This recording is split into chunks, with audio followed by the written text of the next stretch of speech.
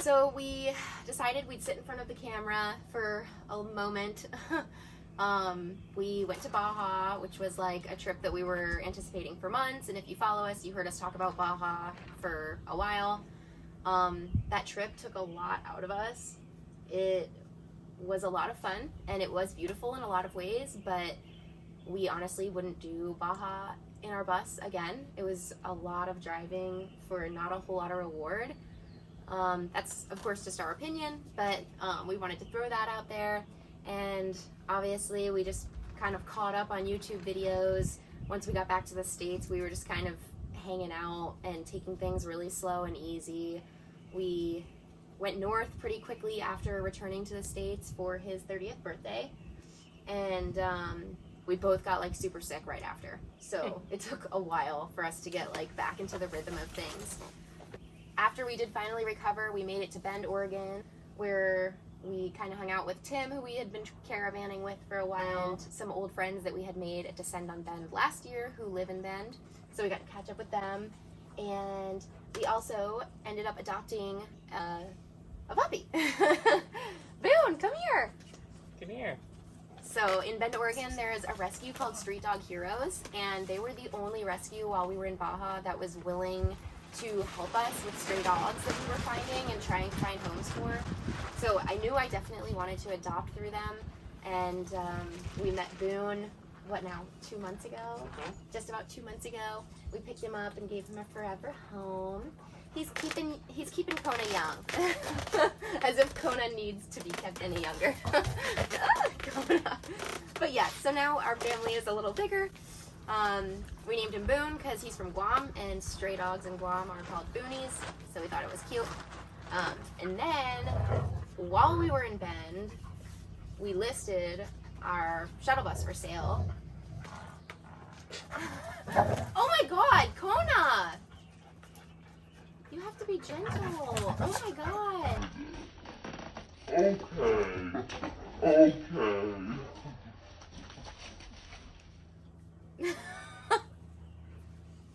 So, we listed our bus for sale when we were in Bend, and expecting to sell it within like a month or two, maybe 3 months. We didn't really have a timeline, but we got an offer within like a week. So, kind of turned us on our heads for a moment, thinking about what we wanted to do, and we ended up going through with the offer, but there were some caveats. She wants to be able to run the mini split 24/7, so I ended up negotiating with her to do the work to pretty much redo the entire solar system and batteries so that she can run the mini split during the day, during the night, whenever she wants to run the mini split. Anytime. So, except when it's cloudy out, because no solar system is good enough to guarantee that. But. Yeah. So, I'm doing a bunch of work to the bus to get it ready for the sale, and yeah. Yeah, so that was when we kind of initially started thinking about what we wanted to do next. We hadn't given any thought to it because we thought we'd have like the summer to think about it and to still be living in our bus. So it kind of happened so quickly that it caught us off guard. But we initially wanted to do a box truck. But of course we have 2 dogs, so it either needed to have a cut through to the main living area for travel days so that we could, you know, see them. I don't know, I felt very uncomfortable with them being in a box that we didn't have access to. So it either had to have that or a cab big enough for us to put them in it and travel. So those were like the 2 options we were weighing, and the market right now for used cars is pretty crazy. They're very hard to find. I mean, we searched the entire United States of America on Craigslist and Marketplace and really only found a few options. And one of them was the Mercedes Sprinter van front with a 16-foot box, which was a little smaller than we wanted, but we were kind of excited about the small front end, making it more mobile. It had a cut through, so we were actually ready to pull the trigger on it. We met up with the guy like 5 times. The first time he didn't have it cleared out. Then the second time he said he was gonna have it cleared out. He didn't again have it cleared out. It was like, and he was like an hour away from where we were.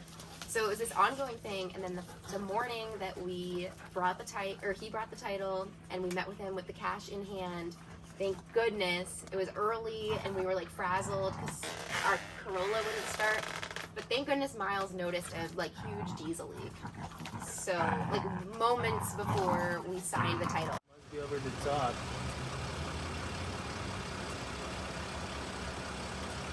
Oh, dude. There's a giant hole in the tank. If you come over here, you can see it.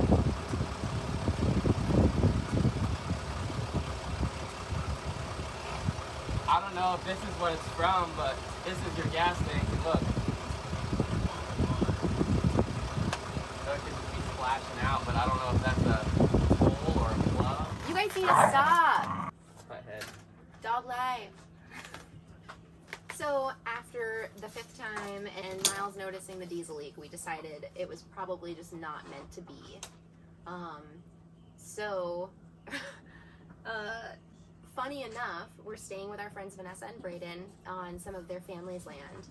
We were here mostly just to finish the work on our bus for the sale, because we needed a space that we could sprawl out and him do an entire solar system and paint and touch up and all that good stuff.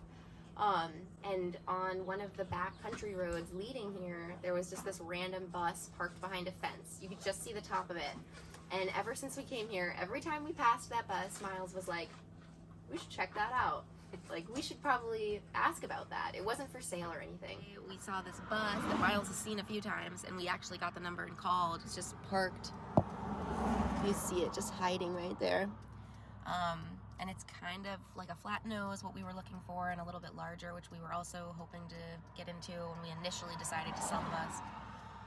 So the guy we called was really nice. He said we could actually come take a look at it. He wasn't planning on selling it, but he would be, he would sell it to us if we were interested. Since buying it at Gov Deals, it had just literally been driven to that lot and had been sitting there for like a year and a half. Yeah. He told us if we were interested, he would let it go for $4,000. Yeah, go in, honey. He said we could come look at it. There's not as many seats needed to be taken out. And it's been opened. And look, it's open. It didn't close it all the way. There's a wasp right there. But it looks pretty good. I don't see any immediate water staining anywhere, which means it's probably roof airtight on the roof. I don't know, babe. This is starting to feel like pretty fucking sick. Knock down the webs. Go down there. Oh my God. Stop. You scared me. Here, take this broom. You take that broom. You're making me nervous.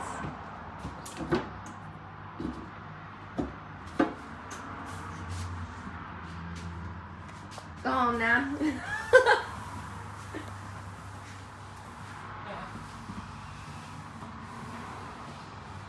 Looks pretty clean. We need to check the underside outside, but we could be in business with this kid. I really want to open this, but he doesn't have a key. Can you check the mileage? Dude! How many? 63,000. Dude, we're taking it. If there's no rust on the underbottom, we're taking it, dude. 63,000. What?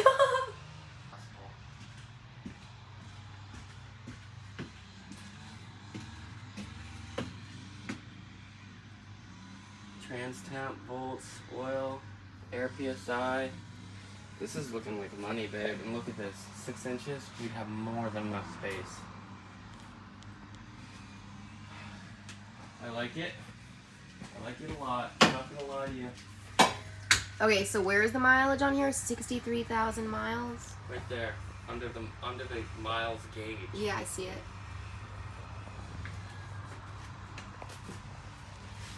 I'm standing and I'm on top of this. No. Dang, baby. 4,000? It's almost like the universe wanted this to happen. And I don't like believing in that, but I am feeling it. And it's weird. And I didn't want a school bus, but And look, it's got a handy door too. It's got a back door and a handy door. Yeah, it's pretty sick, dude. Fuck, man. and you just happened to see that diesel leak, like, and we just happened to call here yesterday because he didn't have the title, because it was locked out. He was locked out, like. Let's check out the rust. That's the big ticket. Okay, let's check it. But, I mean, if the outside is anything like the inside.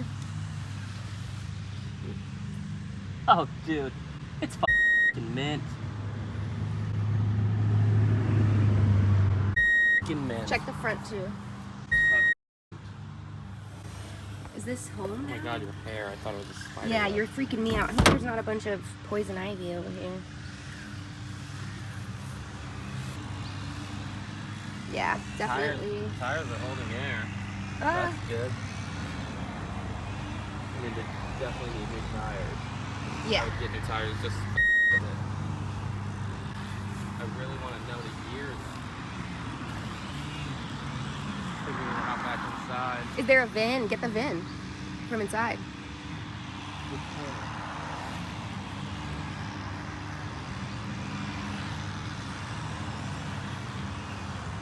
He didn't even know what the title was at the time. Yeah, and also the batteries were dead, so he didn't know if it would even run or anything. So, being the crazy people that we are, we convinced him to let us go there and pop batteries in it and see if we could get it running.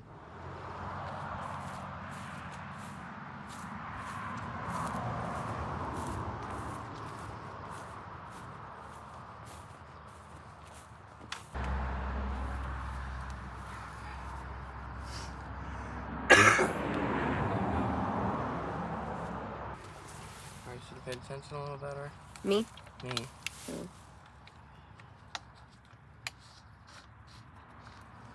I don't know if this went to the positive or the negative. And put diesel treatment in the tank because it had been sitting there. Yeah, so we did that. Well, we put the additive in, waited 24 hours, went back, slapped the new batteries in, and sure enough, Miles got it started right up. He just got it started. It's still beeping like crazy. I don't know what the beeping is. It's got to be some kind of connection, but he got it started. Turned off? It just turned off. The bus, there's a parking brake.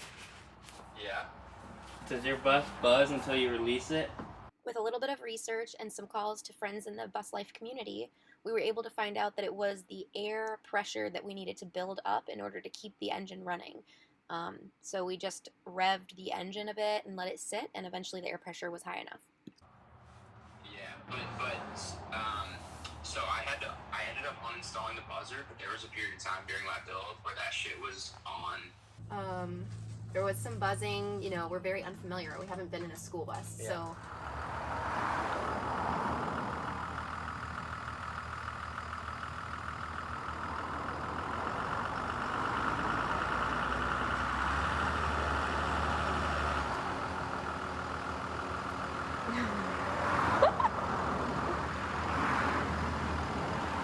So we can get a better look at the tires, really, mostly, because we just are concerned about the tires.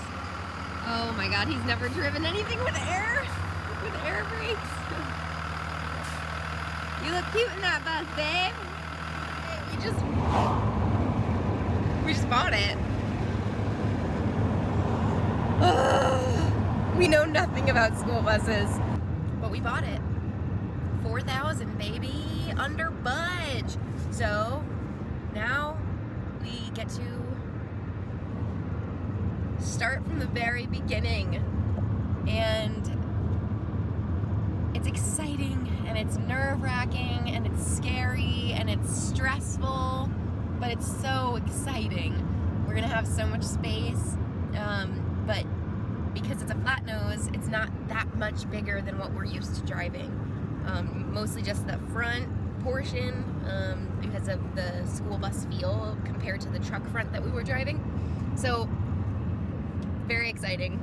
Now we have a 27-foot flat-nose Thomas Skoolie that we are going to be building out and living in at the same time, which I'm not looking forward to, over the next couple of months. And I swear we'll be more consistent.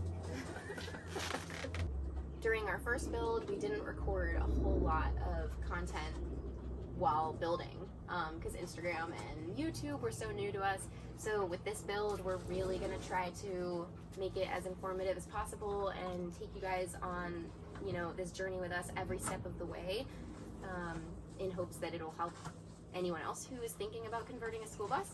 So that will be, for the foreseeable future, our content will be more build related. Yeah. For a while. Yeah. For the foreseeable future.